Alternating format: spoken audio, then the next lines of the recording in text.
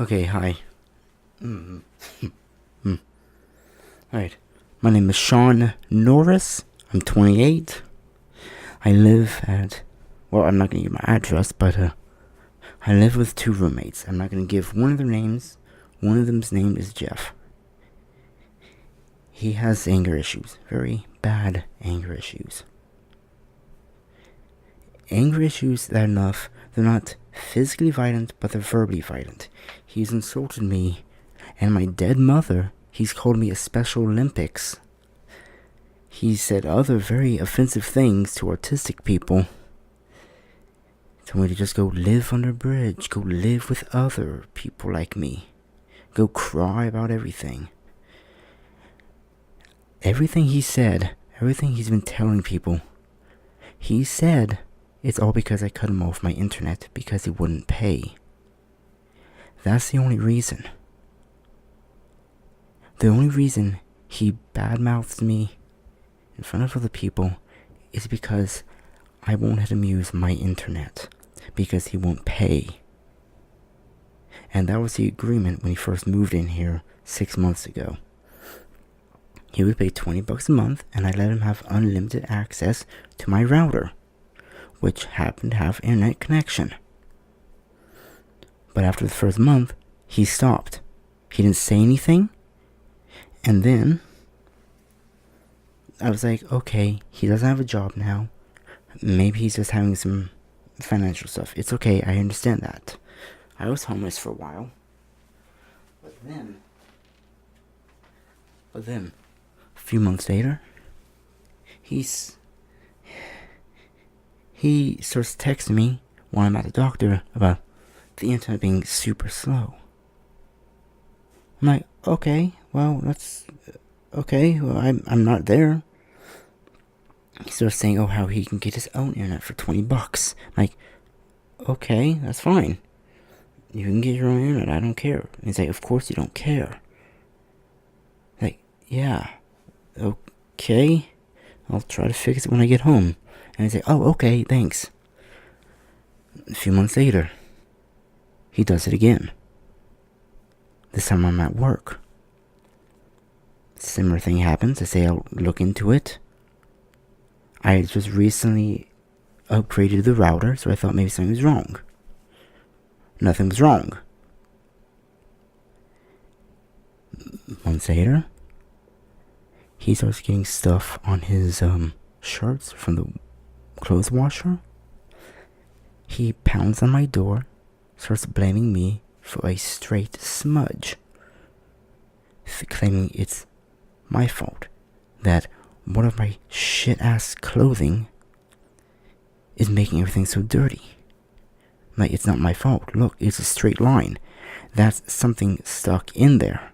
It looks like someone took, like, charcoal and just, like, dragged it along because there was a clear, flat line to it. Not a smudge. Not a stain. Whatever was on there was deliberate.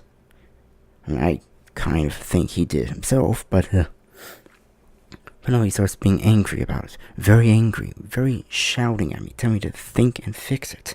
Think and fix it. He's coming down the stairs right now. Hold on. He's probably going to try to apologize for what he did last night.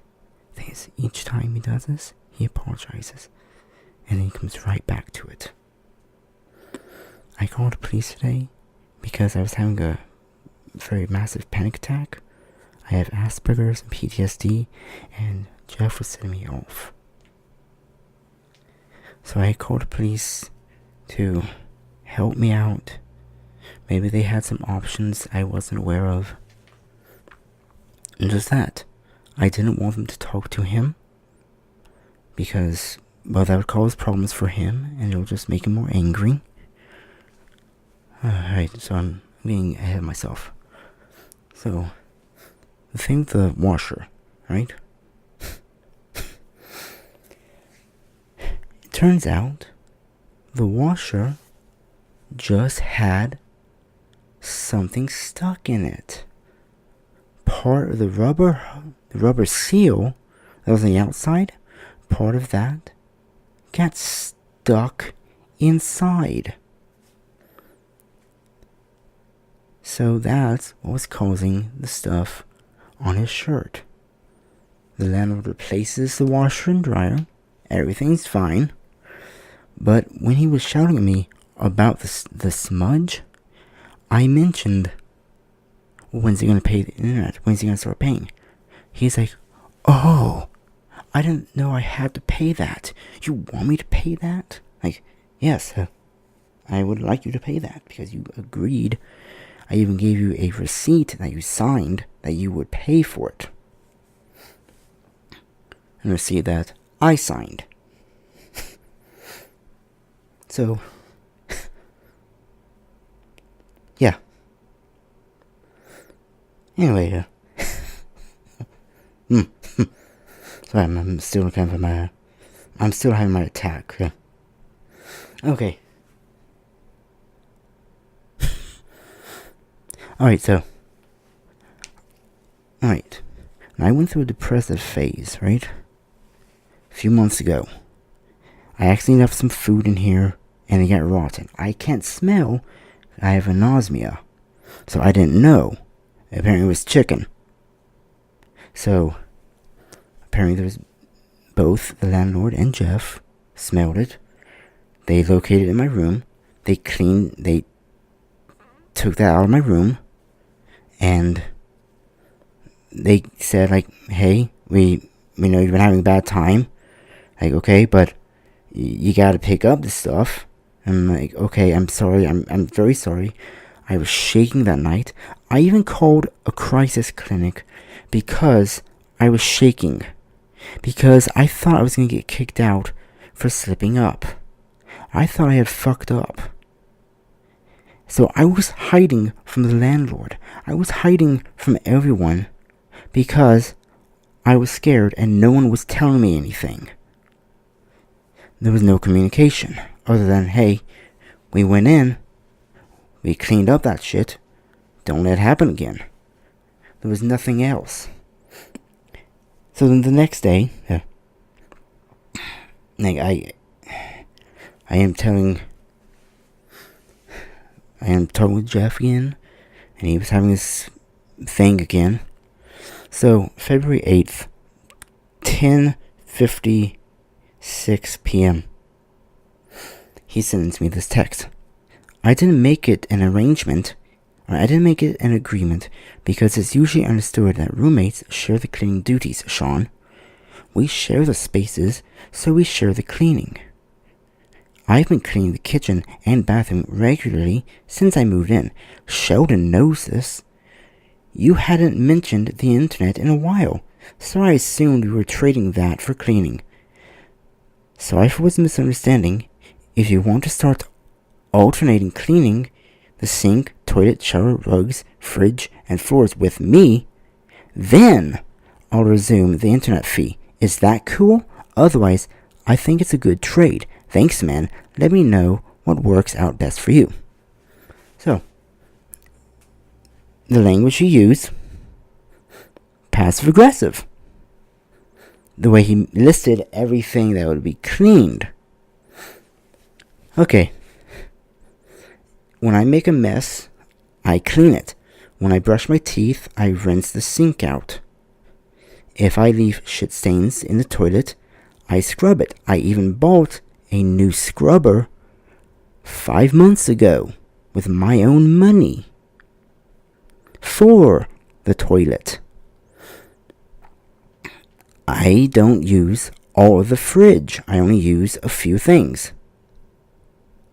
The floors, I don't use all of the floor. If there's a smudge on the floor, yeah, I will clean that up. If I make a spill, I will clean that up. I've told the landlord, I don't have to clean up every little bit of dirt that there is. All he wants is, if I make a mess, clean it up. If there's a problem, let him know. He can do the handiwork, but so long as there's not like smudges or stains all over the place, he's fine. Sheldon is very laid back, and I I respect that, but I also don't want the house to become a shitstein, a shithole. Because my thing is, when you make a mess, you take responsibility and you clean your mess. Jeff will leave pots and pans in the kitchen.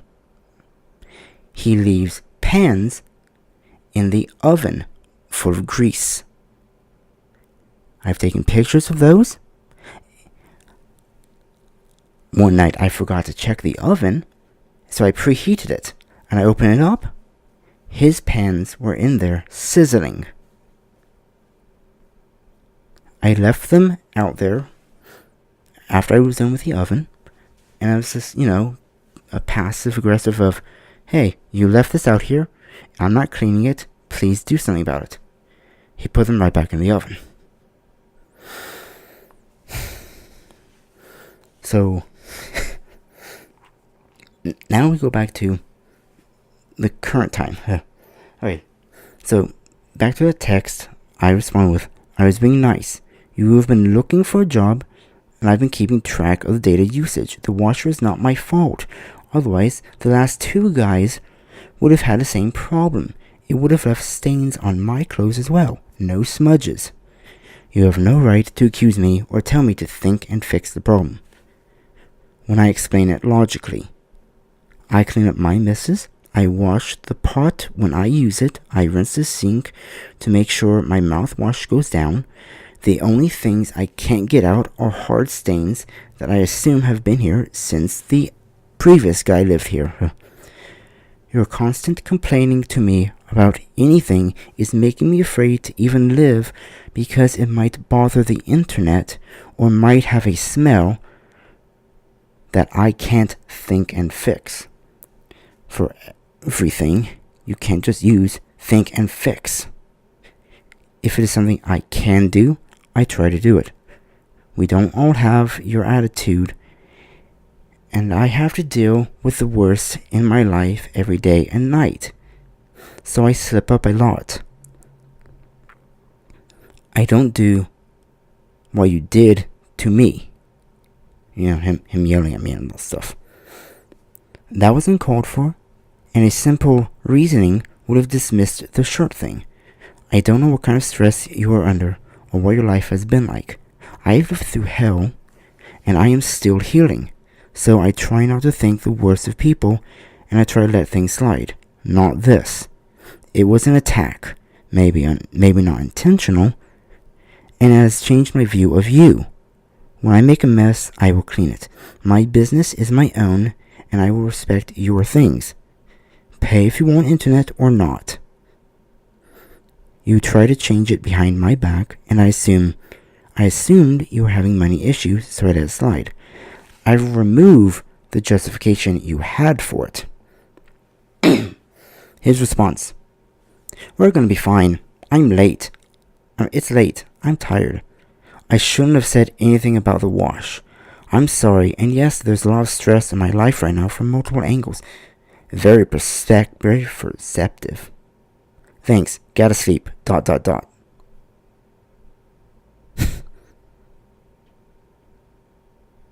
Yep. Yeah. So now he doesn't, and I've told him I keep the text, so he doesn't text me anything anymore. He shows up outside my door and waits for me. Then he says stuff. He says very angry things, calling me an Special Olympics. He's telling me to go live with my mom. Go live where I get spoon-fed. Go live with other retards. Calling me a deadbeat. That Sheldon only accepts it because I pay on time. Why would he say on time? Does that mean Jeff doesn't pay on time? He doesn't choose his words very carefully. Of course, now I'm just making assumptions about him. Everything I've said is not an assumption. It's a recollection. And the texts, I've been reading them. So that brings us today. I'm trying to draw a new face for one of my characters I'm working on. trying to familiarize myself with Adobe Illustrator, trying to get some web design stuff going on, graphic design, trying to learn it. So, the 2 roommates are here. Jeff's telling the new guy, he's telling him stuff, telling him something about work or the area. And then he starts talking about me. Jeff starts talking about, yeah, the 2 deadbeats here. The guy upstairs, oh yeah, he was booted. And this guy doesn't clean anything. And saying all kinds of other stuff about me. So, I'm hearing this because it's about me. And I'm like, you don't even know I'm home, do you? Because my door is right outside the kitchen, right where they were. So, I let him talk for a little bit. Like, the new guy wasn't saying anything about me. So, that's nice. I think he was more of along the lines of, don't talk bad about other people. You know, the whole smile and nod thing. But the thing is that, so, after he said some stuff, like, the new guy was saying, like, I hope I didn't lock Sean out of the bathroom, because I know the other night, I accidentally left his door. We share a bathroom, like 2 separate rooms connected by a bathroom. Like, he left the door locked, so he didn't know about if he locked me out or anything like that, blah, blah, blah. And Jeff responds with, oh, well, you know, anything would set him off. I'm like, what the hell? No, that's you. You got angry over a square foot of dirt on the patio, under a chair, in the corner, by the fence, where no one walks. So, that piqued my interest. Like, okay. He's either remembering very wrongly. It may be some kind of mental thing. I don't know what he has. Or he may just be lying to, make himself seem better. To build up a defense. Which, okay, that's manipulative. That's kind of sociopathic behavior. I think sociopath. Or psychopath. I don't know. But he doesn't seem to have empathy towards other people. With his constantly calling me a handicap, a Special Olympics, a retard, and a host of other things. Also, by the way, his bike got stolen last night, so I understand that. Like, hey, that would piss me off. So, I do feel sorry for him about that. I feel sorry for him because I don't know how bad his life is. I don't know how bad his life has been. My life's been extremely bad for the past, years ago, 2012 to 2014. I've been on the verge of some very, very bad thoughts. I was mentally abused, emotionally abused, homeless for a while. And I have PTSD from all the shit that's happened those years. Alright, so, sorry, I got off track. Alright, so, when Jeff when he was talking about stuff, calling me a deadbeat, calling me all this other stuff, didn't know I was home. I waited. I went out the door to fill up my water bottle. I wasn't going to say anything. I was just going to be like, just let them know I'm here. Hello, I heard everything you just said. The new guy, hello, hi, yeah, hi, how are you doing? Very friendly. He asked me if he locked me out of the bathroom the other night. And I was like, oh no, I just unlocked it. Because I got used to, Jeff would always leave the door locked. But, forgetfulness. He was new here, so, I don't care. So I told the new guy, oh no, it's fine. I just look for a light. If I don't see a light, I knock on it. If no one answers, I unlock it and I open it slowly. And if you leave your door open, I will just hide behind the wall and close your door. Try to avoid looking in. And then, no harm. I told him that the other guy before him would do it. So, it's no issue to me. And I said that because it's the truth. I wanted to clear up any misunderstandings that Jeff may have caused by saying that anything would set me off. I don't react with anger. I react with crying. I have Asperger's. We don't do well with confrontation. We try to avoid confrontation because it makes us withdraw. It makes us shut down. So, I'm not going to say everything that happened, but Jeff said some very hurtful things when I was going back into my room. So I had to come out of my room and say, that's not true. Please don't lie. Jeff got mad. Jeff came up to me from the living room, came right up to me with a foot or half away from me, and was shouting at me. Shouting at me that I don't clean shit. Like, do you shit in the toilet? Do you shit in that toilet? Like, yes. Well, blah, blah, blah, cleaning this, blah, blah, blah, I clean this, blah, blah, blah, blah, clean. Like, dude, I bought a scrubber because I scrub the toilet every so often. I don't do it every day because it doesn't need every day. That's wasteful. So I tell him, like, well, I clean up my stuff. Jeff leaves. I showed him, like, these fabric softeners. I was like, look, these get left in the dryer. I take them out. He's like, those aren't yours. Those are mine. Like, I know. You leave them in there. You leave them in the dryer. It's like, you leave lint in the dryer. It's like, I clean the lint trap before I put laundry in. I check it before. I'm proactive. So it went on and on about that stuff.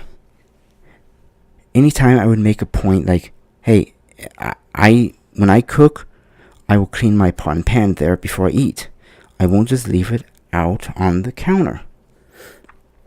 He would respond with insensitive stuff, call me handicapped, and also like, oh yeah, blah blah blah, the pity game, here it goes. And I don't know how to react to this kind of anger other than start shaking. My knees are shaking, so I'm leaning against the wall. And he's like, oh yeah, you don't even give a fuck, do you? Like, what the hell? I'm just leaning. And I'm like, no, I don't care about your stuff. And he's like, yeah, I know you don't. You don't even care if my fucking bike was stolen, do you? Like, I know it was stolen. Like, what? Oh, how do you know? How do you know? You know? Like, did you do it? Like, no, you were shouting it outside my door. And I told him, every time he's on the phone outside my door, I can hear it. It wakes me up. And he's like, well, I don't hear you. I don't listen to you. Like, okay, I can't help but listen. People with Asperger's, we tend to listen to things whether we want to or not. We may not remember it, but some stuff we do remember, especially if someone is shouting it out, waking us up. And, okay, so this went on for a while. The new guy was here, so he went off to his room, because he was just trying to fix food, and every time I'd think it's over with, I'd go in my room and start shaking. Jeff would say something very offensive to the new guy about me. And I'd come out like, please stop this. It's over with. Here would come Jeff stomping up to me from the living room to yell at me again about stuff. And this went on for I think 30 minutes. And I'm shaking, I'm hyperventilating, I'm stuttering, and he's like, oh yeah, here comes all the pity stuff, here comes that special ed stuff. Like, what the fuck is wrong with you? I've never met someone this intolerant of people, this uncaring, this uncompassionate. I've never encountered it. Hell, my stepmother was at least more compassionate. She went through a point of just, I don't exist. So she wouldn't say anything. This guy can't help it. He can't help but shout at me for everything and anything that goes on. Even if I don't have anything to do with it. It's gotta be my fault. And then he starts telling the new guy that I blame everything on him. I only blame his stuff on him. What Jeff does to me, I blame on Jeff. I don't know what his life is like to lead him to this. I just want to try to stay alive. And I said stuff that, well, I shouldn't have said. Like, I told him that I keep records of everything, every text he sent me. I tell people everything he says to me.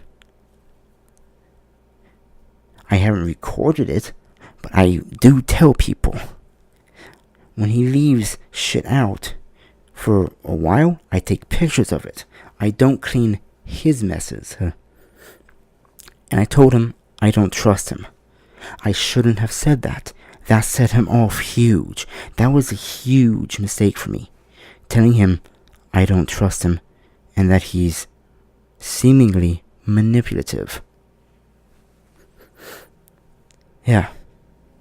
My other mistake is I told him that I do talk to Sheldon about this. And he's like, oh yeah, I talked to Sheldon too. Me and him were like this. Yeah, I know everything you said. Like, okay. Why are you trying to make me think you and him are so close friends? Especially when you badmouth him behind his back.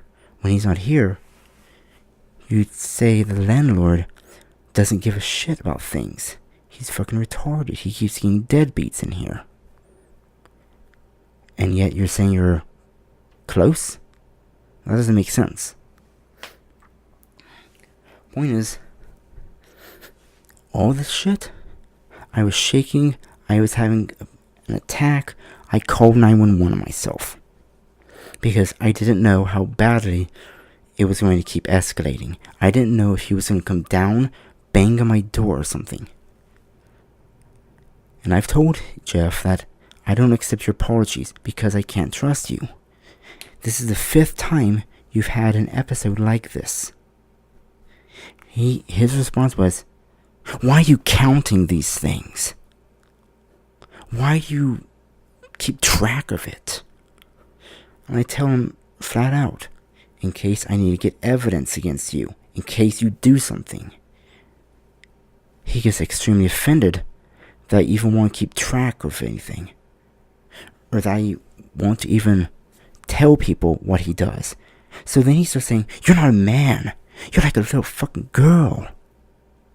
If you have a problem, just talk to me about it. Don't tell Sheldon. Don't tell the police. Like, be a man? You're not being a man right now. You're shouting at me. I'm shaking. It's like, I don't give a fuck. You're a fucking special etiquette. You need to go live with people who are going to spoon feed you. Like, this isn't being a man. This is not how a man should be. Men should be gentlemanly. Matter of fact. Yes, hello, how are you? Good. By the way, I noticed your dog likes to sleep on my porch. Oh, I'm sorry about that. I will take care of it swiftly. Thank you. Good day. That's how I think men should talk, not shouting, telling people to blame this, blame you, I blame you, calling people retarded, calling people Special Olympics. I did say things that weren't gentlemanly of me. Like I mentioned about how he said he had a misdemeanor for violence or an incarceration back in Texas over he shoved someone, they fell down and they cut their hand. But from his word, from when he was shouting on the phone about it, he said, no, he explained that away in court over there and got it down to just a misdemeanor. He wasn't incarcerated. No, it's just got a little too excited. But then I made a connection. He says the same thing after he has a meltdown at me. He'll say, "Oh, I'm sorry, I overreacted." Or, "I've just been under a lot of stress at work. You know how it is." Anytime something happens that he worries about, anything that could damage his reputation, he tries to explain it away. He tries to just forgive and forget about it.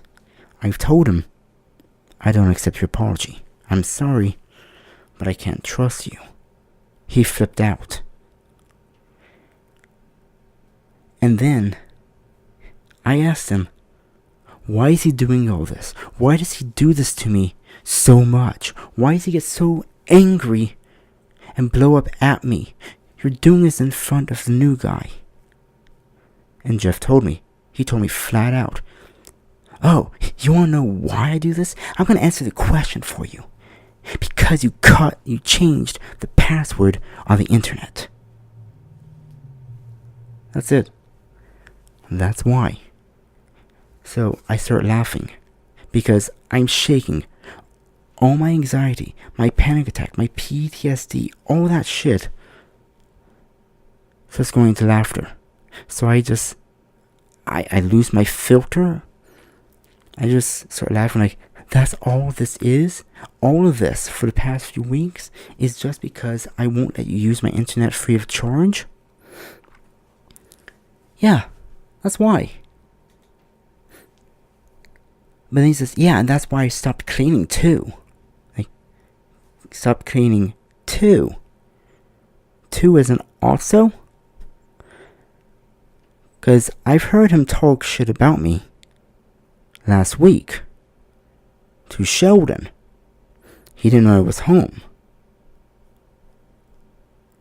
He never did that until I put my foot down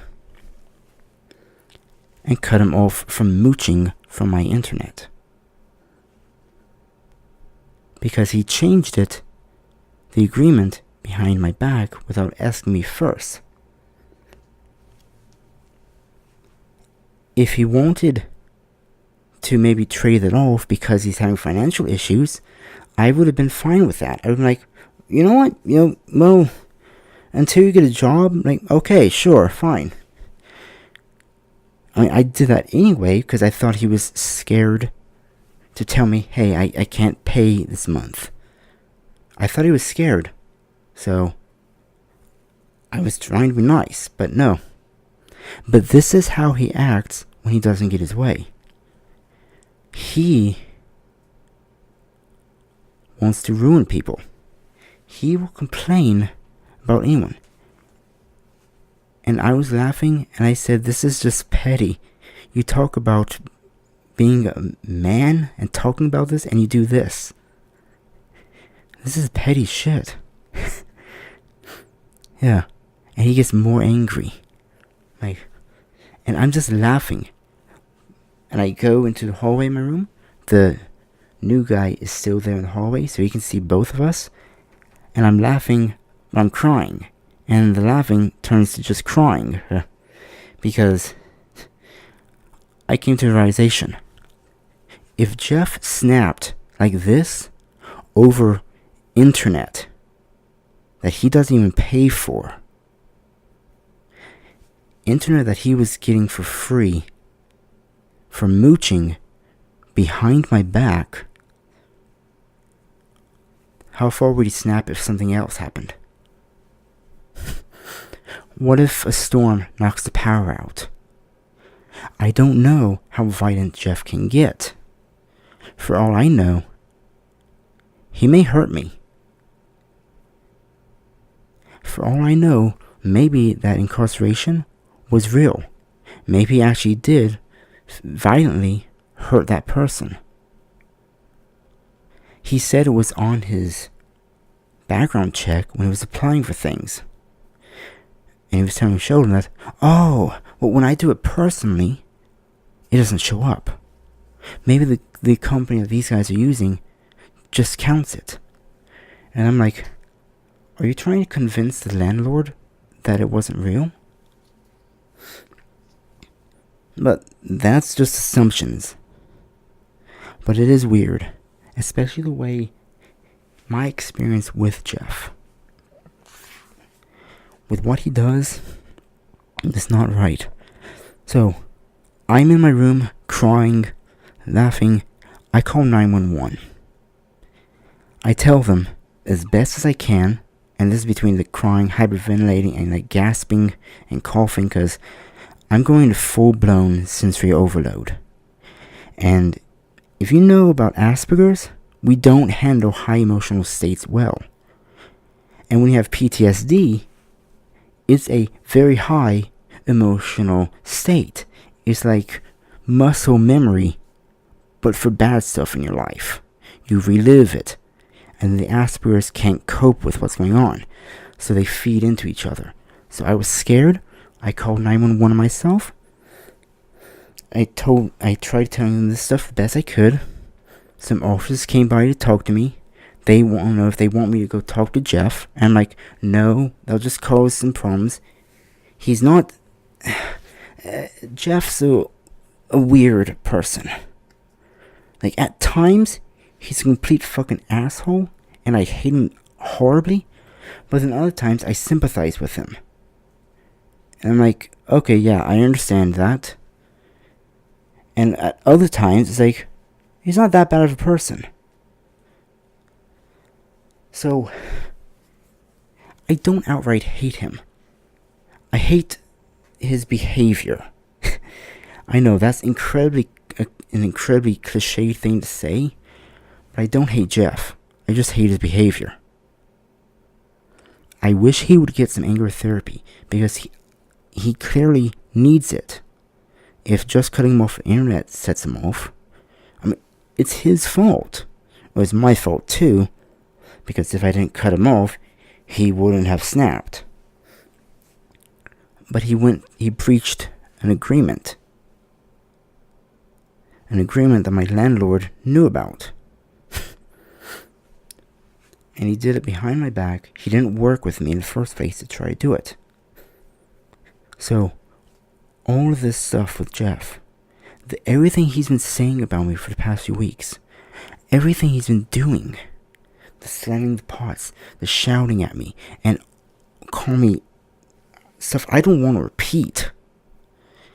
He even told me to go live with my fucking mother. And I told him my mom's dead. And he said, gee, I wonder why. I'm like, how insensitive can someone get when they insult your dead mother?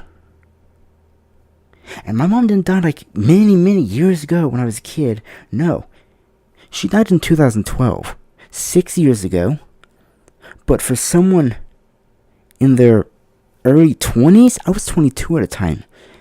I had barely stepped out the door to get my own life together. I was getting ready to go to college. And my mom gets sick. My cats get sick. My cats die. One died of his liver shutting down. The other, he was a fat cat. Not like super fat, but like, he had a belly. Within 4 weeks, he went down to skin and bones. He had constant blood clots, so he would start meowing horribly and seizing. He would have seizures, and I solved all of that. I called him when he fell down the stairs one day, because he was having a seizure. He had a seizure in my arms. A kitten I grew up with had a seizure in my arms. He was in so much pain. I couldn't do anything about it. I couldn't help him. And I just stood there with him. When it was over, he acted like he wanted to get out of my hands. So I'm like, okay, here you go. And the next morning, I woke up because there was a huge high-pitched screeching. And then I heard my mom screaming and crying. The screeching was from Hunter. He died. he had a massive blood clot smack into his brain. And he was, according to my mom, he was convulsing and foaming. There was blood. And then he just wasn't moving. He was breathing, but he wasn't moving.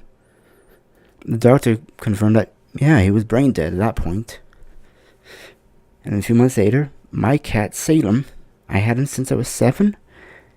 His liver shut down. He had jaundice. He couldn't move. He couldn't eat. I had to make the call to have the vet put him down. And I was just petting him as the vet put a needle in him. And the vet missed. So we had to do it again. And Salem meowed in pain because of the second needle. There was no numbing agent. So the last thing I heard from my Salem was, "I'm hurting. It hurts." And then he just went to sleep, and yeah. And then 7 months later, my mom goes to the hospital for an infection in her foot. She had been at home on an IV for months trying to fight the infection. Couldn't work, and all that stuff. Second day she was in hospital. We get a call at 11:43 from the hospital. We thought, oh, well, she's late telling us goodnight. It was the doctor. "Yes, are you Sean or Kimberly Norris?" I'm Sean. Hi, I'm... And everything kind of went blurry then. And he said my mom died on the operating table for foot surgery. He thinks it was a blood clot in her lung. So, that was 2011 and 2012. That's part 1 of my PTSD. Fast forward, we were in Georgia. We lost life insurance. We were getting kicked out because we didn't have any money. I had to beg and plead with my dad in Florida to come bring us down there to help us. And the only way I could convince his wife was I had to throw away anything that had my mom's image on it, anything she gave us. And I had to throw away her urn. I had to dump my mom's ashes into the dirt while they watched and toss her urn into the woods. That was their condition to help his own flesh and blood. I had to desecrate my mom's urn just to not die, just to survive. That's part 2 of the PTSD, connecting to part 1. And we stayed with our dad and his wife for a while, for a few months, like half a year. And it was constant torture. We weren't allowed to eat. We weren't allowed to sleep. If we wanted to sleep, we had to sleep on the tile. No blankets, just tile, no pillows. And then every day, all day, being yelled and screeched at by his wife that our mom was evil. Our mom sold her soul. Our mom's haunting her. Oh, we're devil children. And you not belong to David, which is my dad's name. Blah, blah, blah, all this horrible stuff. And I had to smile about it.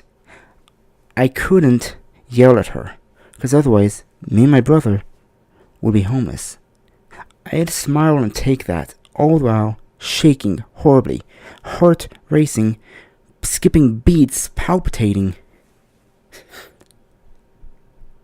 And I had to smile while this bitch said whatever she wanted, even smacked me in the face a few times because I looked like my mom. Yeah. That's part 3 of the PTSD. And that went on for months. I had a breakdown. I couldn't take it anymore. I had a seizure. And not like a full-blown seizure, but it was a partial seizure. And the lady was yelling at me and smacking at my face because of it. Saying, oh, I'm possessed. Oh, it's my mom. And all this blah blah. Get him out of my house. And all this horrible shit. And I was still able to, talk kind of. So I'm like, stop, you're being the devil. And, she blew up. Horribly blew up. Throwing things in the house. My brother had to try to pick me up and help me hobble to the nearby hospital. Northwest cardiovascular thing. He called the police. They came by. Talked with me. I kind of calmed down. They went to go check, make sure Carmina wasn't following us or anything like that. I took a step and I blacked out. I woke up in the hospital with a catheter in me. I had been out for a few hours. And within 30 minutes of me waking up and being discharged, my dad drives me and my brother to the homeless shelter. And hold on, let me just get my ID real quick. Okay. He sent me and my brother, within an hour of me waking up from what I can only assume is a coma, he sent me to 1698 Blount Road, Pompano Beach, Florida. A homeless shelter. Not one of the good ones. One of the ones where, stuff happens. And the only thing he told us was, it's just not working out. And then he left. Yeah. My father abandoned me and my brother at a homeless shelter after I had a seizure. So he chose his wife over his own flesh and blood. Over all that stuff he's done. And then get a phone call from my Obama phone the next day. It's David, it's my dad, saying, are you ready to try again? See how bad things could be? So I'm like, well, it's better than, it's not better than here, but I went into full, mode. I don't know what happened, but at that point I changed. Shortly after that, my brother got a plane ticket from his friends to live with them in Alabama. I was stuck with these people, but I was able to focus. My brother wasn't there. I didn't have to worry about him. He was fine. So, I would wake up very early before those two people woke up, and I'd leave. This is like at 4 a.m. I would leave, and I would come back only after they went to bed. This was acceptable to them because my dad said, the less she sees of you, the better. I'm like, okay, alright, I see how it is. So, I had to wander around all day to avoid loitering. I was getting maybe 4 or 5 hours of sleep, afraid that at any time she might snap and hurt me. I was having nightmares all the time, reliving my mom's death, reliving the cats, and I managed to get a job at Publix. And I'm like, God, thank you, Publix. So, I worked for a few months, saved up whatever I could.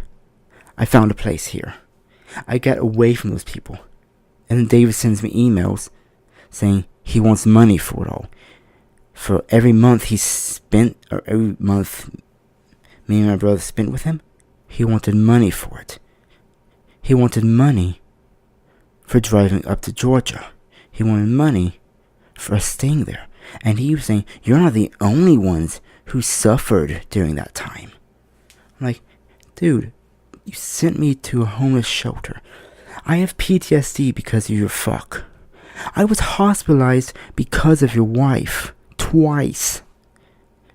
I have a record at the nearby crisis center with both your names as reasons for all this. I don't owe him anything. And that's the last time he sent me an email. That was in January 2015.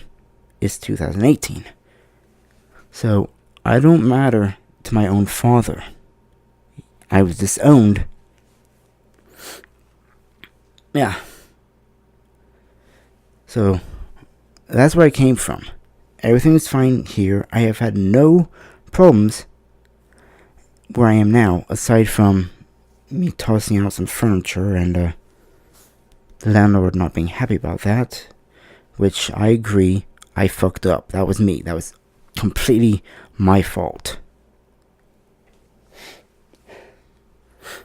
And I've offered to replace them, but he said no. So, I had panic attacks because of that. But other than that, everything's fine. Until Jeff came. And with Jeff coming, complaining about everything. Shouting at me about everything. And then going to landlord like, yeah, I'm so nice and friendly. Blah, blah, blah, this. I'm a wacky guy. No. And I've mentioned it, Sheldon, all the stuff. Jeff's told me flat out, the microwave kills the life energy of the food. I mentioned him that today, like, that's crazy. He's like, yeah, well, it's true. Maybe that's why it's so fucking unhealthy and you take drugs all the time. Here are the drugs I take. Metformin, glipizide, levothyroxine, lisinopril, pravastatin, 2 diabetes medicine, a pill for my kidney, a pill for my high cholesterol, and a pill for my thyroid. I have Asperger's, I have PTSD, I have diabetes type 2, and I have Hashimoto's disease.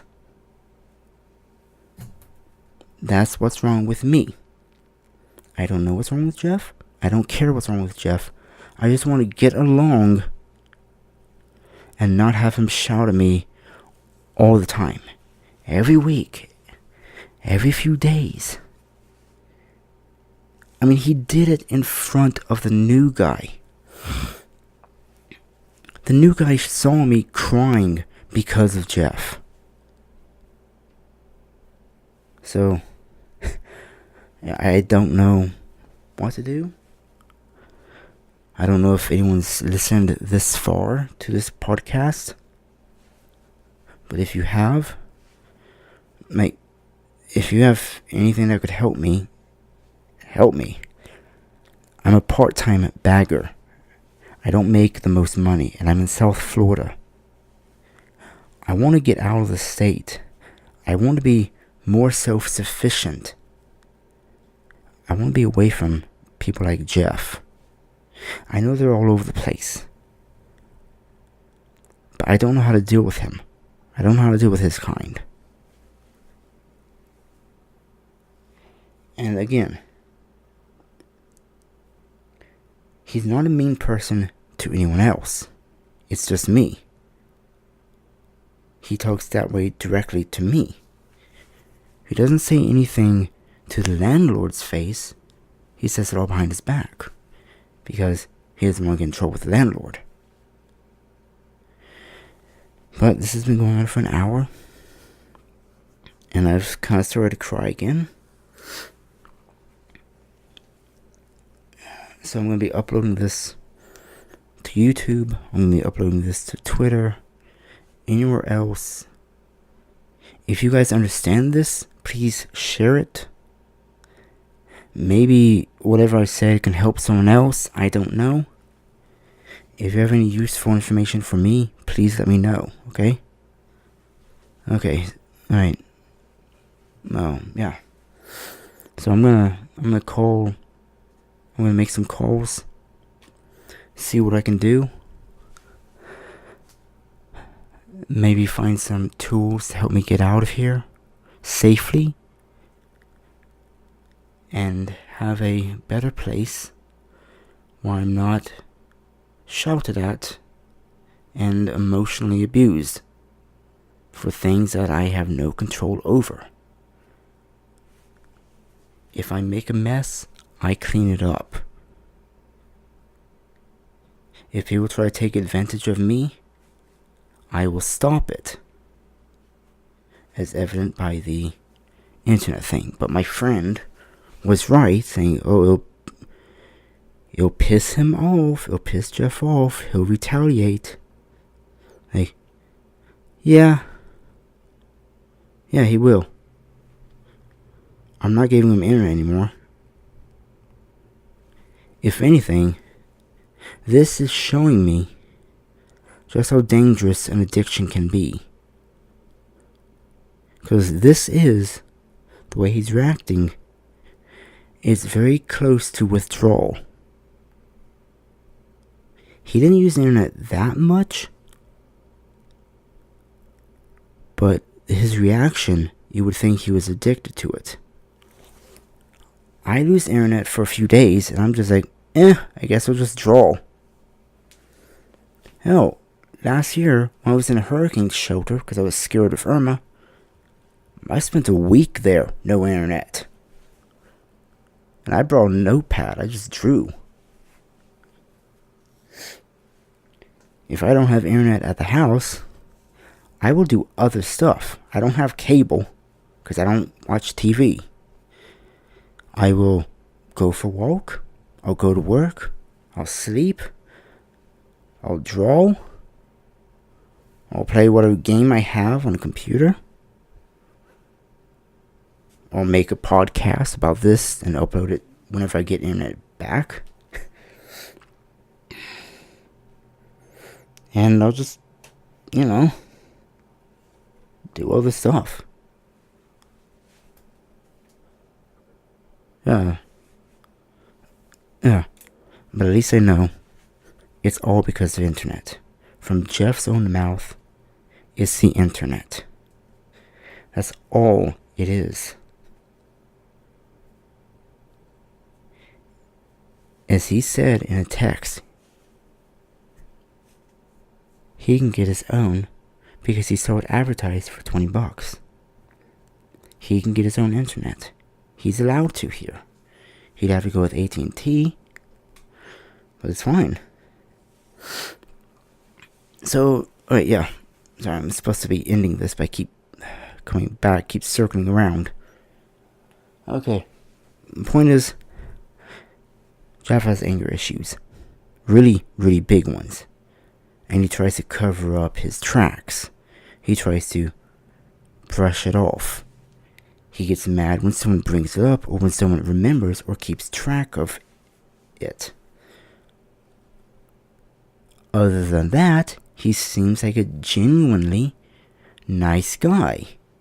Very high-strung, but so long as nothing interferes with him, he's fine.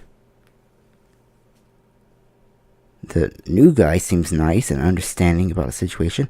Hell, he tried to be a mediator for it. That's very adult. So I thank him. And that's why I'm not mentioning his name. And when I'm stressed, when I'm confronted with anger that I can't rationalize as, okay, why are they pissed off? I start shaking. I may start crying. And I end up saying things when someone is offensive to me. I say things I shouldn't say. I let slip stuff. I let slip my ammo.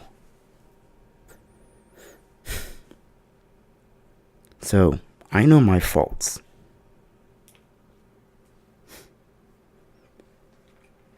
But I do know I'm more of a man. And when Jeff said the stuff about being a man and all this stuff, like, he told me that I'm acting like a woman now, crying and everything. I'm like, dude, that's sexist. He flipped out. He was like, oh, there it is. There it is. Like, yes, there it is. I made a passing comment about you, and you didn't like it. So, And I wasn't trying to make any point about that or use it as like a mean thing. Just, man, that was a sexist comment.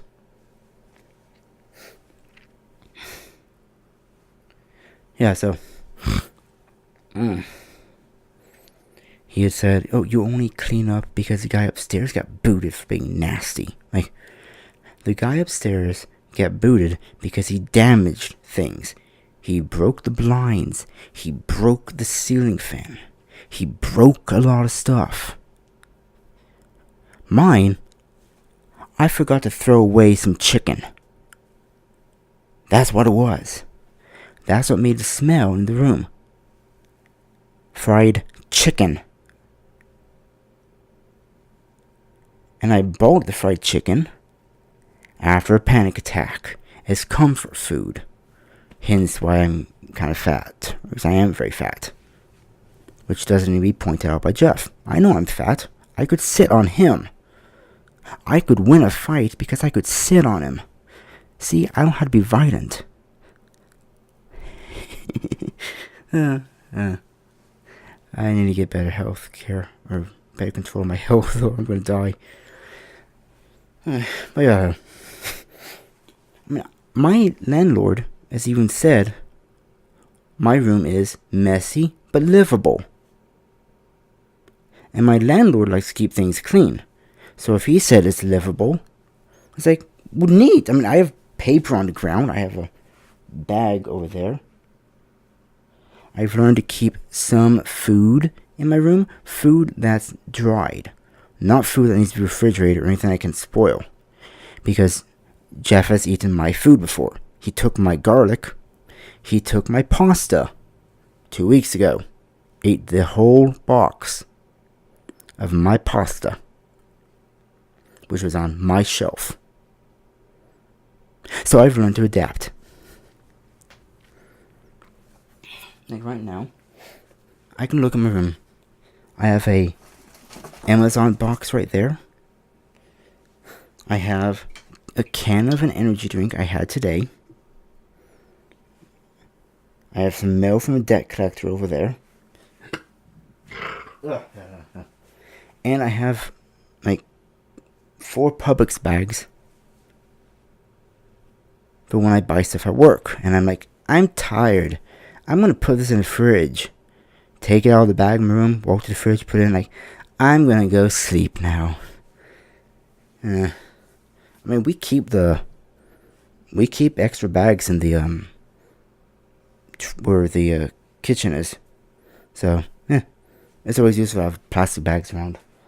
I have, my medicine on my my dresser. I keep my mouthwash there because, again, Jeff has used my stuff without my permission. Like he changed the internet. Is agreement without my permission. I have tarot cards, Yu-Gi-Oh cards, Magic the Gathering cards on my desk. I need to organize that. I have clothes on my floor, but not all over my floor. I have a shirt there.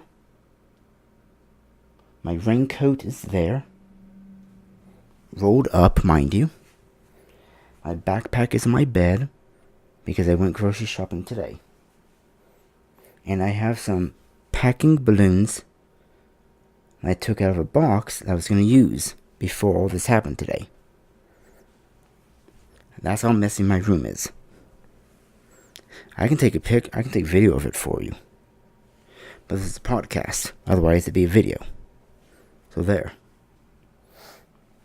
Now, my closet has a dresser, an end cap. It has my luggage bag up on the top shelf, extra pillows and blankets on the top shelf. My helmet is hanging from the closet. And I have an air freshener. Not in the closet, outside closet. On my tower fan. I don't use my ceiling fan because it's very loud when I'm trying to record. But yeah. It's not as bad as the guy upstairs was. He had soda cans all over the floor, knocked over, spilled into his floor. His blinds were all broken and bent and all stuff. His ceiling fan was missing a blade.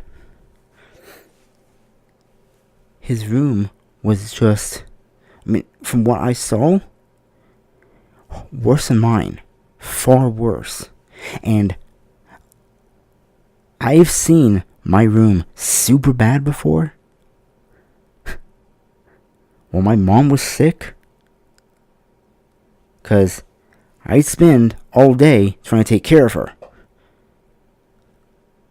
And then all night crying because I didn't know what was going to go on. And, yeah. Not as bad as that. It's not as bad as the other guy's room.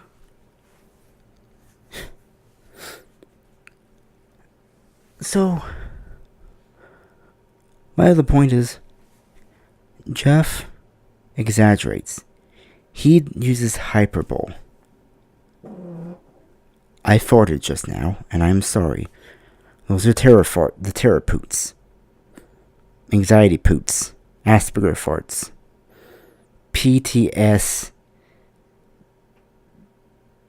poots. Alright, so, what else can I say? What else can I say to demean him? Ooh.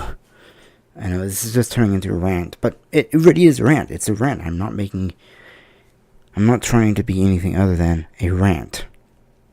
But the thing is, last week, when he did this thing again, it wasn't as bad as tonight. Tonight was extremely bad. Worst I've ever seen from him. But last week, he did it again. Yeah. Now, many of you probably don't know this.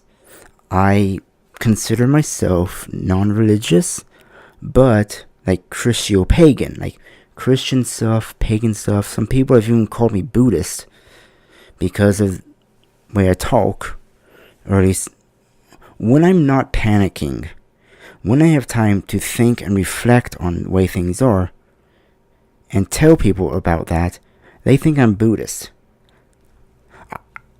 I can rationalize people when I think about it. Like, I can rationalize Jeff, okay? I understand him when he's normal. I understand him when he's in stress. Some things I don't understand, but that's because it's his own personal history and his own personal truth.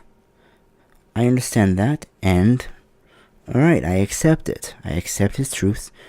When he tells me stuff in anger and hate, I don't know if it's hate, but I know it's anger. I know it's stress. I take into consideration him saying that I only clean stuff now because the guy upstairs got kicked out for it. I take that into consideration, like, okay, when I start panicking, I do clean. But I've been doing that well before the guy upstairs got kicked out. Is my way of building a defense. Even if it's a little messy. But the thing is, I haven't done that for Jeff. Because his outbursts are unreasonable.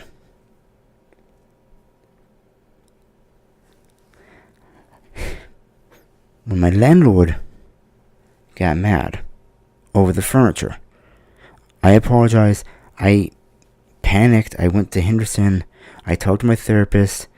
I came back. I offered to pay for everything, to pay extra rent, to replace what I had thrown out. And I was saying, I'm sorry. When I asked if I could get rid of it, and he said yes, I thought that meant I could get rid of.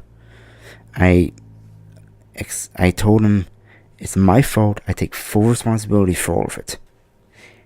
He was saying it's okay. And so for the past 2 months, I was apologizing every day I saw him. To the point where I think it was annoying.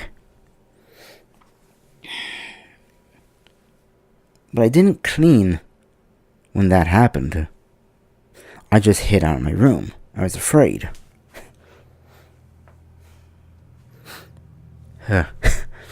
When I thought a girl that I liked was going to come over, I cleaned, man. I cleaned my room. I didn't clean the bathroom because the bathroom was like, there's no shit on the walls. There's no this. Maybe wipe down the toilet seat because the landlord left pee on the seat, which he does, and it pisses me off, but he's a landlord. He can do whatever he wants. But she never showed up. So I'm like, oh well. I like my room right now, and I kept it that way for a week. And then I had a week of long hours, and my room got full of paper. Not food, not dirt, not trash, but paper. Mostly mail from collection agencies. My doctor report.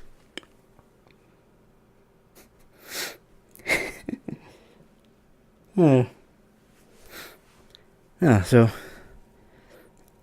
I clean when I need to. I don't clean every day because you don't need to clean every day. You don't have to make everything spotless. It's not like you're going to be judged here.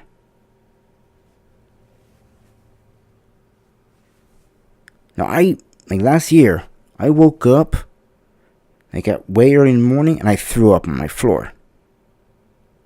I panicked. I scooped it up. It was too early to vacuum. So I took my own personal bath scrubber. I got some cleaning stuff. And I cleaned it up. It left no stain. So I'm like, okay, good. That's nice. I gotta call out. Because if I'm throwing up, that's not good. My boss berated me for calling out again. Even though I had just thrown up. I had to go to Henderson because I had a panic attack because I thought I was getting fired.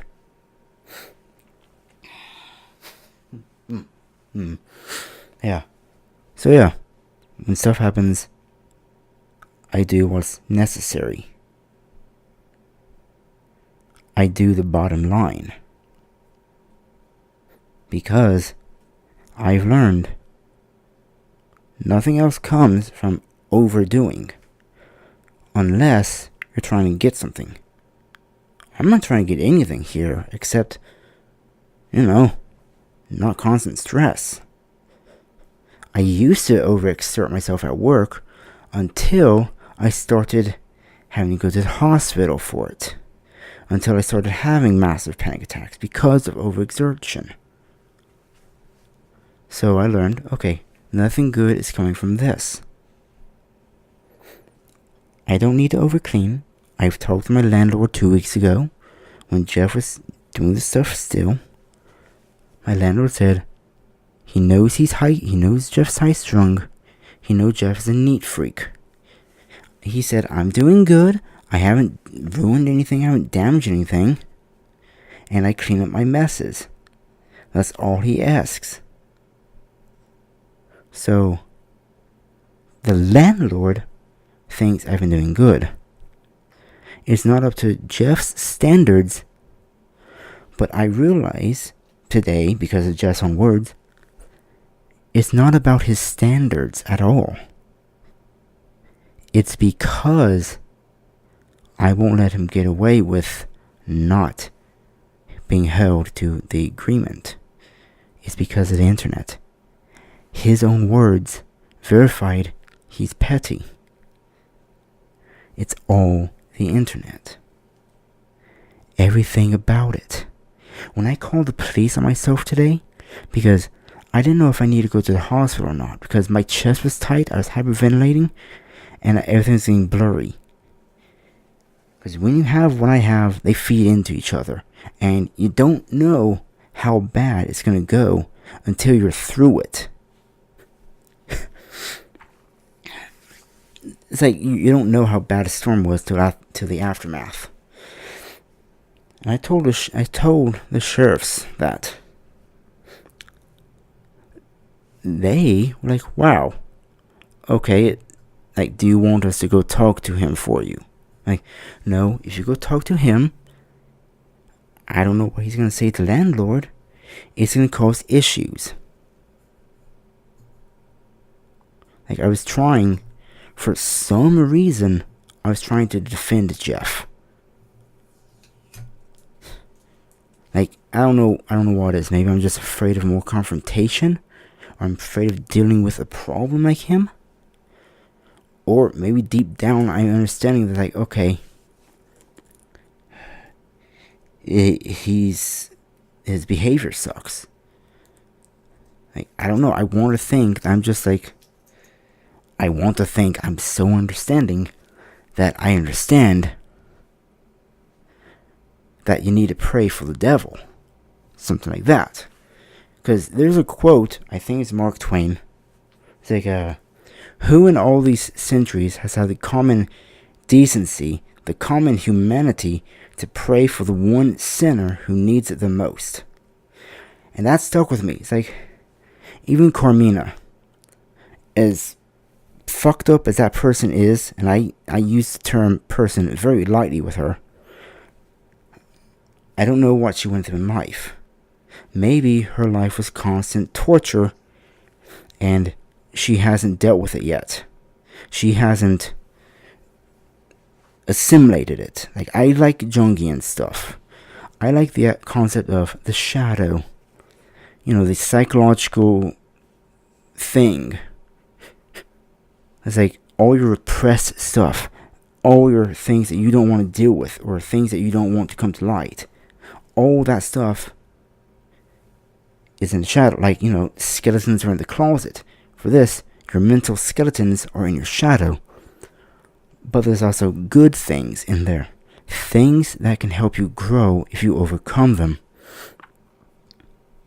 Like, things like, you don't know the extent of the light until you've lived in total darkness. So, I understand. Like, there's two sides to everything. I understand people have their own personal truth. I understand there's a common truth, and there's a subjective truth, and a definitive truth. The world's truth. And the world's truth being, there's a tree in that woods. This here is a tree. But that's our truth. The tree doesn't care whether it's a tree or not. The tree just is. We're the ones who named it a tree. We call it a rock. Rock don't care. Rock just is. So we define everything by our own truth. The world truth is just, it just is.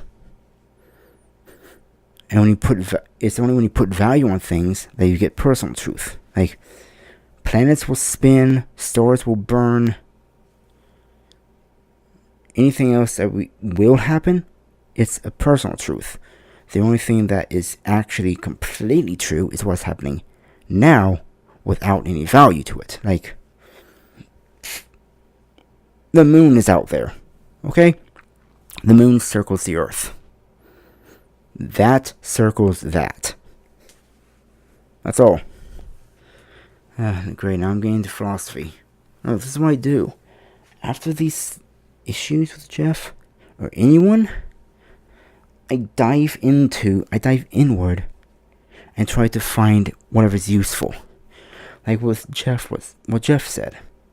I only clean because I'm scared.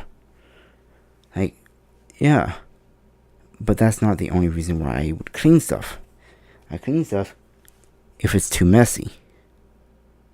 If it gets in the way of me, I will clean it. If it interferes with me, I will get rid of it. If it interferes with anyone, effectively, and it's my fault, I will clean it. If it's dirt on the patio, under a chair, by the fence, in the corner where no one walks, why clean it? Who cares? Landlord didn't care. Landlord's the first one who saw it. Landlord don't care, because he knows it's not important. It's not going to damage the property. It's not going to make us look horrible. No one's going to get injured from it. And yet at work, I'm walking around picking up trash, picking up pennies, dimes. If I can slip on it, anyone can slip on it. I've slipped on a penny before. I didn't fall, but I almost fell. And it pisses me off so much that the other baggers aren't picking up anything. They're supposed to. The rules say, don't pass it up, pick it up. So if I have to follow those rules, I hold them to the standards, which, again, that's one of my personality flaws. I hold people to my own standards, which is what I'm doing with Jeff. I'm holding Jeff to my standards. I'm holding him to my rationality. I'm not saying my rationality is any better than his. It's just my own personal rationality. That dirt that I mentioned is not bothering anyone. Okay, who cares? Like, if I see a roach in my room, I will look around like, okay, why are you in here? What did you come to eat? If it's raining outside, and it's been raining all day, I understand. It's like, okay, you probably just came in from the rain, but I'm going to look anyway. And if I find nothing, I will just be like, okay, you came in because you wanted shelter from the rain. Get out of my room. I had a wolf spider outside in the kitchen area. I caught it and I released it. I looked around the kitchen to see if anything was amiss, to see what the spider was hunting. I couldn't find anything. So I just assumed, okay, it was probably living in the wall or it got displaced. Alright. Like a moth comes in through your door, you don't think it's a bad omen. You just think, oh, you're confused. Here, let me help you out. If Jeff sees it, he'll think, oh, someone's not doing anything. It's gotta be Sean. Jeff has left the sliding doors open. Sheldon told him off about that. Jeff has left the little sliding door in the bathroom over the shower. He's left it open. Sheldon's told him off about that.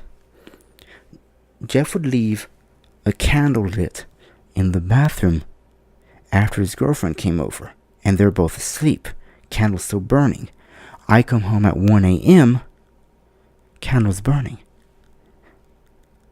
I blow it out. I don't tell the landlord. Because I'm like, okay, he probably just forgot that. Nothing was damaged. It's fine. Jeff leaves his pots and pans out there. I look around. I spray the area just in case some roaches come by. And I'm like, it's not my mess. He made it. He needs to clean it.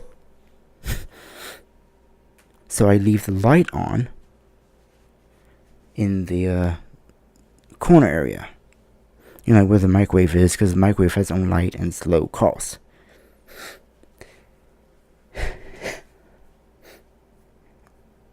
Two weeks ago, I came home from work. I had a day off next day. So I'm like, you know what? I'm going to stay up for 5 more hours. I'm going to make some pizza in the oven. Some little personal pan stuff. I preheat the oven. 450. And I come in after it's preheated. I open up. Jeff left 2 pans. A large pan and a small pan full of grease and oil in the oven. Now, I agree, it's my fault for not checking the oven first, but I assumed I didn't have to check it because I assumed Jeff wouldn't do that. When our dishwasher broke a month ago, it was like for a month, it would like do stuff and wasn't working. I don't use a dishwasher. I clean everything I have by hand. Because, well, I never had a dishwasher growing up, so I just do everything by hand. It's like, hey, my bowl, okay, I'm done eating, clean it out. Okay, good. Jeff left everything in the dishwasher for a month. Sheldon told him about that. And Jeff told me, it's like, so sorry about that. Like, it's like, after a long day of working, you don't want to come home and just clean. It's like, I know I can clean them all by hand, but it's just going to take forever. I'm like, oh yeah, okay, I no, when I make a mess, I clean it up. He didn't like that response, but he didn't get angry over it. Because I guess he recognized difference of views, but point is, he's right. He could have washed them all by hand before they got to that point. He didn't want to. I still wash my dishes. I still clean my pots and pans. Okay, well, this is going into well over an hour. So again, if you've listened this far into this podcast, and you have the patience of a saint, or you're just there shaking your head, wondering why I even give a shit about this. Again, I give a shit over everything. I dwell on stuff. Hell, I dwell on people at work not picking out trash out of the carts. Yeah. Anyway, so I told the landlord about everything that happened today. I've made a podcast trying to tell other people about this. The police know what's going on. I gotta talk with Henderson tomorrow. I gotta go to my doctor tomorrow for blood work. I gotta figure out if it's actually a viable option for me to be on disability. Not because of Jeff. I can't just put down Jeff as a disability. Like, alright, well, you're applying for disability. I have Jeff. Like, oh, I'm so sorry. No, I can't do that. But this has happened. My landlord is aware of this happening. My landlord knows about my Asperger's and PTSD. My managers know about that. Jeff knows about that. The local police know about that. Henderson Mental Clinic knows about that. University Hospital knows about that. And I just gave the whereabouts of where I live. I'm a little worried, but it's fine. Point is, a lot of official sources know what I have. And they know it causes problems at work every so often. And now it causes problems with my relationships with people I live with. It's causing friction personally. So it is affecting my work and my ability to socialize. As Jeff put it, why can't I just be a fucking normal person? Hell, even this podcast is evidence that I don't take this shit well. I don't do well. I may recover, but I need to do something.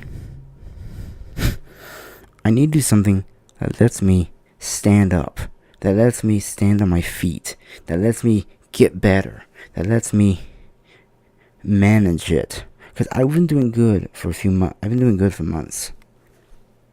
But mostly because there's been nothing going wrong. I haven't had some old guy pestering me, threatening me. I haven't had people at work not giving a shit over knocking over my bike or breaking my stuff and be like, it's your fault. So things have been going good. Like I said, I don't do well in stress. But that's not good. So I need to talk with people, professional people, maybe some of you. I don't know who has what information, but talk with them. Not just sign myself up for more therapy, because, well, therapy is only good when it actually makes progress, not when you're just going there to let it all out. That's good, that helps get stuff off your shoulder, but if you're not using it, then you won't progress. Like hell, even the stuff Jeff said, I'm picking it apart, I'm analyzing it, and I'm looking at stuff. If whatever he said, if any of it's useful for me, I will use it. I will consider it. And if it's like, you know what? He may have been a fucking ass about that, the way he said it. But if you say it like this, it's actually constructive. Deconstruct the anger into something you can use. Transform the negativity into positivity. That's something my therapist was impressed that I knew about. Hell, they were impressed I even read up on Jungian stuff.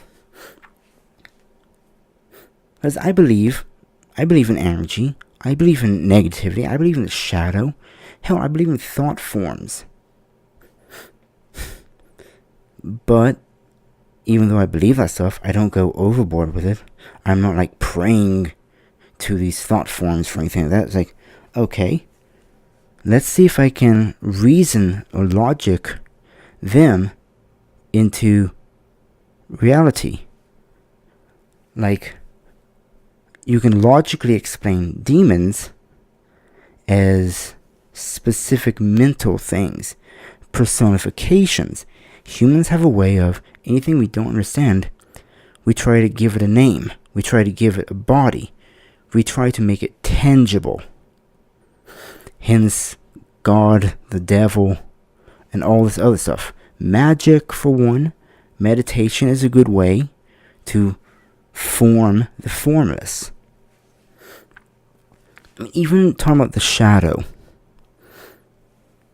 I'm not talking about some big physical entity. I'm talking about a section of your brain, your own psyche, that you don't want to deal with. Your repressed emotions, your repressed everything else. It's physical, but it's not physical. It's wibbly wobbly. It's weird. So, I believe there are people who are sensitive to this kind of wobble, whether it's their own wobble or the wobbles of others. There are people who can sense it. They can basically take what they sense inward, and it can affect them. And I believe this is where the concept of empath comes from. People are like, oh, you're an empath because you sense other people's emotions. You feel their thoughts. You can turn that into a mystical thing, or you can turn it scientific, psychological, alright,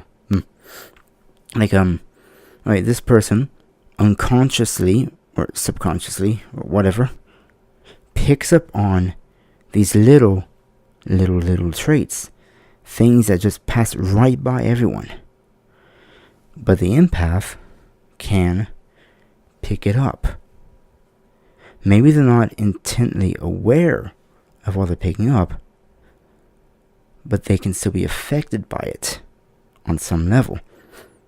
Some people are better at recognizing this than others, which is where you'd get like psychics, mediums, stuff like that, like the different grades and levels of empath. it can all be explained psychologically. I mean, you can explain anything, scientifically or psychologically or mythically. It all depends on what your own personal truth is. And because it's easy for me and easy for others to understand things as mythical. Like, if you do bad stuff happens to you. Okay. You can look at it otherwise as you're doing something bad and people are picking up on it and you're just facing the consequences of your own actions. For every action, there is a reaction. It's natural. You go into... a person goes in a bank, they rob a bank, and they get arrested, like, karma. Like, there's no karma with it. The person broke the law, they got punished for it because they were caught. There's no karma. They took an action, people reacted. That's all it is. Now, if the person had done that legally, like, say, like they legally tricked people into giving them millions of dollars, one of those scams. And the police were like, well, they're doing it legally. We can't do anything about it. And then, they get hit by a car? Okay, that's karma. That, I can't logically explain that. Other than, maybe, because the person was getting away with a crime or getting away with something like that, they felt overconfident and let down their guards. Whereas if they hadn't been doing the scam, they would have noticed the car and reacted accordingly. Or maybe the person subconsciously felt guilty over the whole scam thing and subconsciously, intently went in danger. So, Alright, so this is just devolving into philosophy. It went from ranting, and now it's philosophy. Happy fun time hour with Sean. Analyzing shit. And I can... Alright. Okay, so this is all happening. I want to get along with Jeff, but I don't want to deal with Jeff. You know what I mean? Landlord says I'm doing fine. If I need to step up stuff, I will step it up for my own reason. Like, I'm trying to step up my health. I'm eating spinach. I'm eating nuts. I'm eating almonds. Sorry, not just nuts. It's almonds. Don't take that out of context. I'm eating meat. Chicken. Not like... I'm taking care of my health by going to raging gay bars and, the kind where the big strapped guys are, the big hairy muscle man. You can't tell whether they're fat or very muscular. I go to them to take care of my health, give me a big workout. I eat all the nuts and the meat I can. Yep. Yeah. Yeah, alright, so I've calmed down now. I've calmed down a considerable amount. I'm still shaking, though. I need to pee very badly. I'm just really hoping that the new guy wasn't scared off. I'm hoping the new guy understands that Jeff does this. I don't know why, but he does it. Part of me wants to understand why Jeff does what he does, why he reacts the way he does. The other part of me is like, what good would it do to understand? It won't change him. It won't change the way you view him. I'm doing fine right now by not giving in to his tantrums. I break down, but I call the police on myself in case I needed to be taken to the hospital. In case I had a seizure. The police were not here for Jeff. Not at all. He may have been the cause, but he wasn't the reason. Because it's like my mom said, if I'm scared and I'm in danger, call 911. When you have an anxiety attack and it's really bad, and when you have PTSD and it's really bad, and you're remembering and you're reliving every bad shit that's ever happened to you while you're having a panic attack, your legs are shaking, your heart's like it's not beating fast, but it's beating weird, and your left arm is going numb and your vision's going blurry, you call 911. Because at that point, you don't know what's going to happen to you. You don't know if you're going to have a seizure. You don't know if you're just going to pass out. You don't know if you're going to have a heart attack. So I call 911. I put my shoes on. I lock my door. I take my phone. I go outside. I go wait for the officers. The officers were already there. They reacted fast. So talk to them for like 30 minutes. And calm down, okay? I calm down. They asked if they want me, or if I want them to talk to Jeff. Tell him to cool it down. I was like, no, it'll cause some problems. Like, he's not a bad person. He just has issues like everyone else, but he doesn't know how to handle them. And police coming to talk to him isn't a good way to handle it, because it would just cause more aggravation for him. And before I called the police, I was going to my room and I was talking to the new guy about good qualities of Jeff. I had said, Jeff's one hell of a cook. Okay. When he's not like this, he's a very nice, understanding person.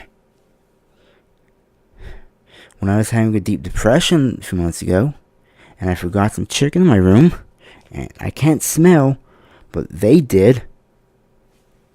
They got it out for me. They fixed the problem. And I told him I'm very thankful of that. And I was trying to say some other good things about Jeff.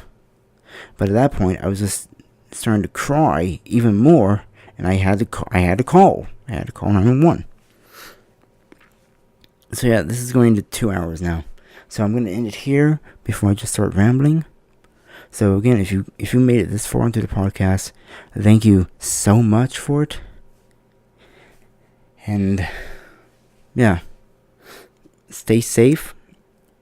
If you have if you're having mental stuff, if you have anxiety or depression or anything like this, don't be afraid to call people who know how to handle it, who know about context. Like, when you tell people you have depression, they end up thinking you're suicidal. But suicidal doesn't always accompany depression. And depression doesn't always have suicidal stuff in it. Sometimes it's this person who's lost, who doesn't know what to do next or anything like that. It's not someone to be demonized or ostracized. It's a person who needs help. A person who needs a hand. Or even just a shoulder to cry on. We're not Special Olympics. We're not retarded. We don't need to be spoon-fed. We just need a leg up. We just need a hand. We just need a hug. Mostly, I want a hug. I really want a hug. So, yeah. If you feel this way, reach out. If you have any friends, reach out to them. Like, if you don't have anyone you can reach out to, call the centers. Call the good ones. I go to a free clinic, right? They're a sliding scale. They work with my income. It's Henderson Mental Health Clinic. They're really good. They're in Fort Lauderdale. If you're in Fort Lauderdale area, they're really good. They're really nice people. And I know in Florida, it's a very big fear of being Baker acted, but these guys are professionals. If you're not suicidal, if you're not homicidal, they can tell. Don't go to the hospital for it. Nurses and doctors aren't trained to notice that. They will think you are. I learned from experience. But call your crisis clinics. Call resources to get maybe some cheap form of therapy. If anything, you pay for an hour of therapy, you get to let stuff out. You get to cry. They hand you tissues. They know. They've heard. I mean, trust me.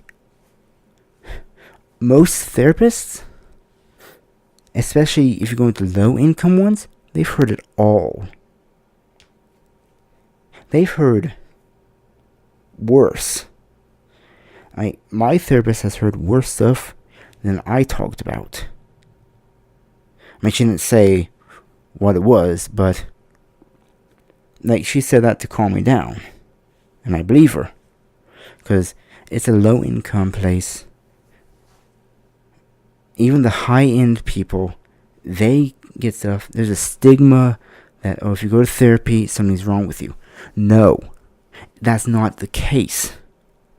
The reason for making an appointment isn't because something's wrong with you. It's you're trying to better yourself. It's for you. Not because anything bad. It's not like going to a doctor. You go to a doctor for checkups, right? To see if there's anything wrong with you. Okay, that's good.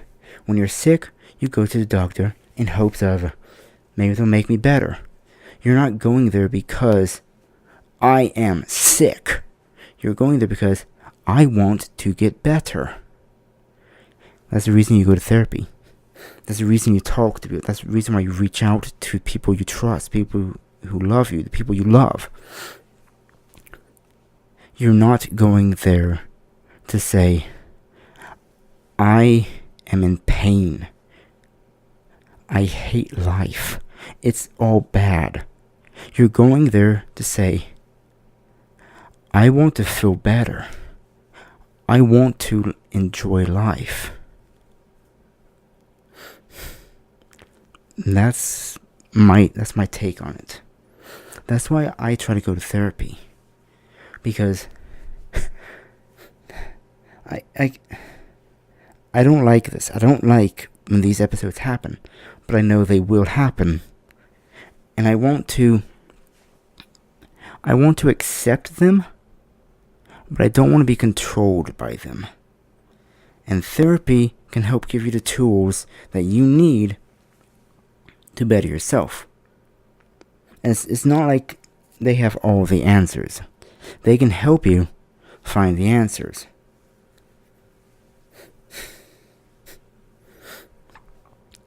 So, yeah.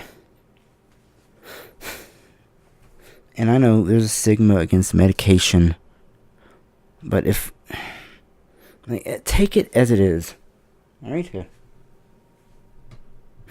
Take it as it is. You're not on the medication because you have a problem. You're on the medication because you want to get rid of a problem. Because you want to be better. And not better as in anything's wrong, but you just... It doesn't fit you. You think, or at least for me, it's like, alright, I have Asperger's, I have PTSD for now. It's a part of me, but it doesn't have to be everything. I'm not on medication because, as far as I know, there's no medication for Asperger's syndrome. There's no medication for PTSD. Or if there is, it would dumb me down for work and that interfere with my life. But I am on medication for my diabetes because I don't want to die. I don't want things to get worse. I'm trying to eat healthier because I don't want diabetes to control me. I don't want my Asperger's to control me. I don't want my PTSD to control me. I want to control it. If there's anything with Asperger's that will benefit me, I will use it. If the whole looking, like a lot of people with Asperger's like to look at the parts, not the whole picture, but like the, intricate parts. We can hyper focus. That's good. You hyper focus on something that needs to be hyper focused on, you get done quick. But if you hyper focus on something where you don't need it, that causes problems. It's like you don't use a hammer. Like, you can use a hammer to build a house, or you can use a hammer to hit someone in the head.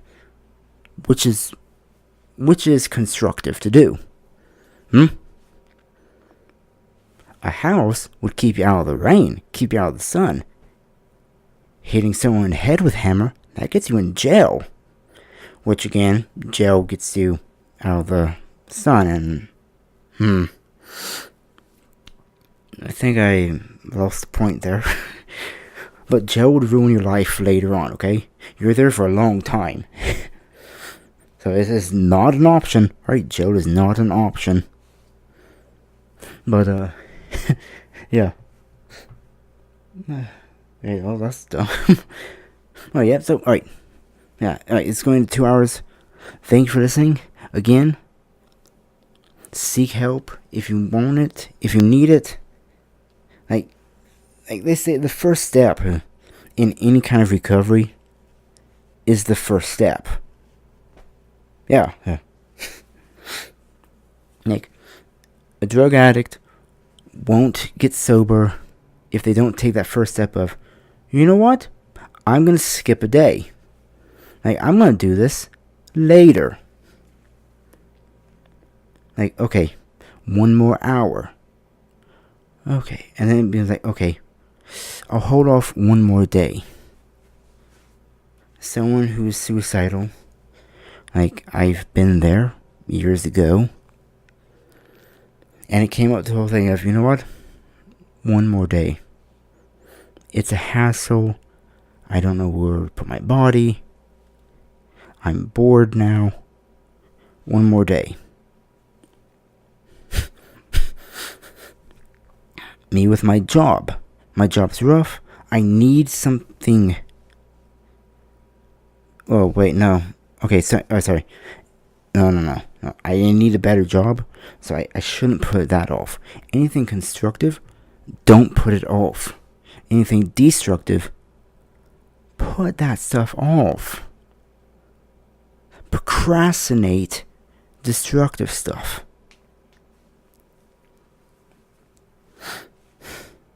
Okay? Alright, hopefully this helped at least someone. It helped me, because I talk to think. So this is just me rationalizing to myself and realizing things for me. So whatever you take from it, take it. If you want to use this podcast for anything, do it. I don't care. It's like reading a book. My views of what I've said may not be your own views. You're entitled to your own perception of what I said. Maybe everything I said, you take Jeff's side. Maybe take my side. Maybe you take no sides and you take a walk outside and like, that's some dog shit on the sidewalk. I don't care, right? But I thank you for getting this far. Alright? Okay. Have a good day. Goodbye.